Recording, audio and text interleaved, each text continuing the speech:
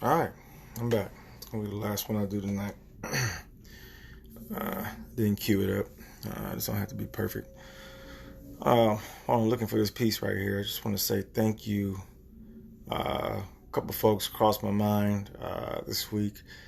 Out in San Jose, California, there was a place called Star Mars Cafe right there on First Street near Santa Clara in San Jose. And they run an Ethiopian restaurant called Star Mars. Star Mars, of course, has since been gone, as are the owners and proprietors, Alex and Rosie. But they were significant to the charisma of Journey. The journey of charisma. I don't know about the charisma of Journey. The journey of charisma and others as well, especially Seven the Poet and other artists that Alex and Rosie allowed us to put on the stage. That was huge. And because of us, not taking any credit, but because of us, because of having a venue, Seven's diligence, some of those people are writing because of us. So when you hear things like conversimetry down the line, or you hear me talk about neotry, these things are not new. We've been doing this now probably for 15 years plus. A lot was going on in the Bay Area, for instance, as I'm mentioning it, before I got out there, because Seven and the crew, they already had the oath out the House Entertainment, and they were doing things already in the Bay. Shout out to Boom Bleezy. If you can follow Boom Bleezy, find him. He's got mad bars out there in the Bay Area doing his thing. Seven the Poet, right up there. He's outside the Bay now. But it was a crew of us, Jay Smig and Al Boogie, you know what I'm saying? Some of us even shared the same birthday. So they had a pretty tight clique by the time I got to San Jose. And I cannot leave out Lester T and Plan B, the Soul Man. If you haven't heard Lester T, I don't know what you've been doing with yourself. Yeah, I just want to send some shout outs, you know what I'm saying? I don't really get out very much, and this is what I want to do, man. This is what I want to do. I want to model. I want to do poetry. I want to work with computers. I'm just going in for what I want to do, and not giving myself any more excuses, So many more people I could think of. I should have pulled that piece up by now. I'm not even looking at the right blog. My mother always had my back, even when she ain't what I'm doing. I almost said a rhyme. What she thinks I'm doing is whack. Mom don't think about what I'm doing as being whack. She just wants us to be able to take care of ourselves. She wants us to be able to, provide for ourselves and our families. Nothing wrong with that. Every man should know how to do that. Okay.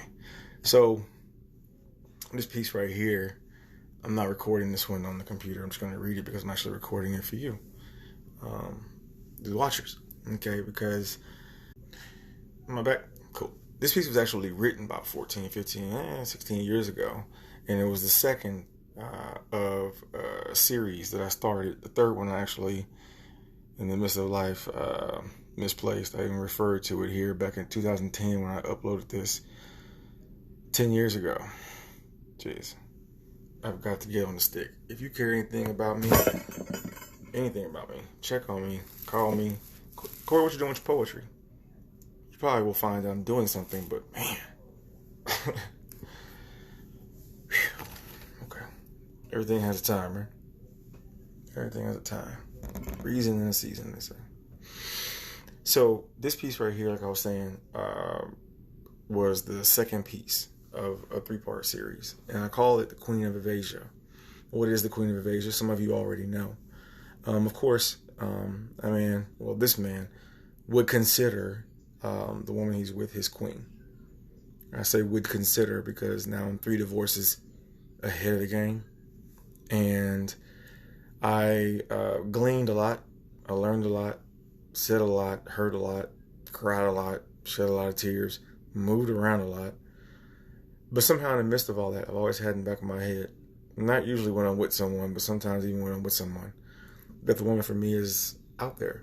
And she's not far in terms of we cross paths or something like that. And when I wrote the first piece, I was kind of angry at God. That was kind of part of my process as well. a lot of anger at God. And I blame God for the decisions and choices I made and things that were happening. And so I blame God for not having that queen. By the second piece, I was a little bit softer on God and a little harder on myself.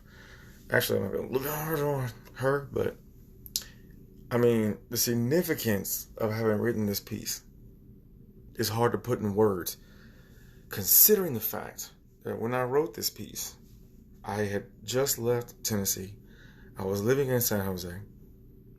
I wouldn't leave San Jose, California for another 4 years. I was there till 2009. In the midst of that, relationships, children out of wedlock, there was so much pain and so much I endured and so much I learned about me, just even in that time period, which taught me that I had a lot more growing to do after everything that I experienced. But in the, goodness gracious, man. Waiting for the Wi-Fi. Man, anyway, I just felt like through everything, in spite of everything even that I was doing, that she was not far. And if you've ever heard of police terminology, when someone evaded police, you have to be close enough to a policeman to evade him. Like, he almost caught you. He almost was in the same spot as you. You just crossed his path. He just missed you. And maybe that's a little bit of pessimism. Maybe I was a bit cynical in labeling her as the queen of Evasia. I feel like she's out there, but she's just preparing herself. And she has to have gone through hell as well.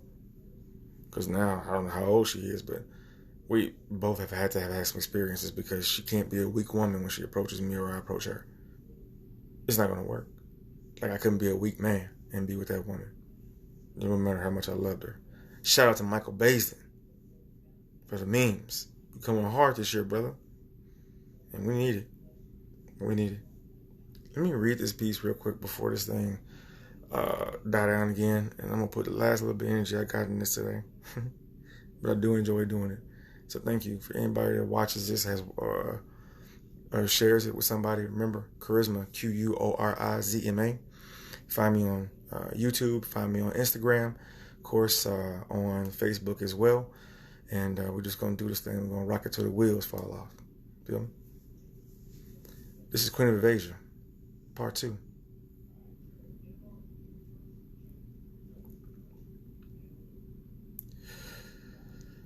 My queen, I apologize for accusing you of evading me. Evidently, you are waiting for me. As the sands rain, the bottom of my hourglass fills with loneliness and pain. But each dusty trickle infuses a new sparkle of wisdom of how to make your eyes sparkle and your dimples to twinkle. I keep referring to you anonymously because my presence has missed yours tremendously. Just want to meet you, keep you, and give you all of me. What an investment. I can't wait to poeticize our testament, to verbalize the flames of a righteous torture, an epic of sacrificial proportions, a destiny in invisible spirit language. All these other pursuits are garbage. If I never get to join with you, then my 15-year dream shan't come true. This would be a lot longer now, wouldn't it? I can't let go. I'm holding on to our fantasies like there ain't no tomorrow. These inked out emotions cannot be contained by space.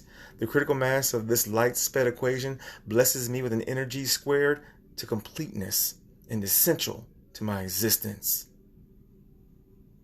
Maybe, just maybe, I'm a little bit crazy, but that's my summation of my story. Just like you, I've been lost too. That's why I can't wait to experience you so my nightmares can be through. But the last thing I want to do is have you and then have to lose you. I know you'll stay and bring peace along with your baggage when you come my way.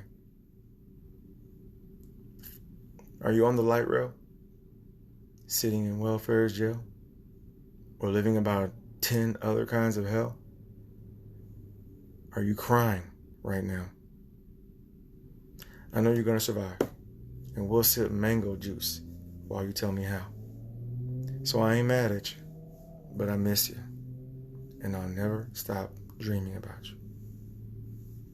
Charisma. Man.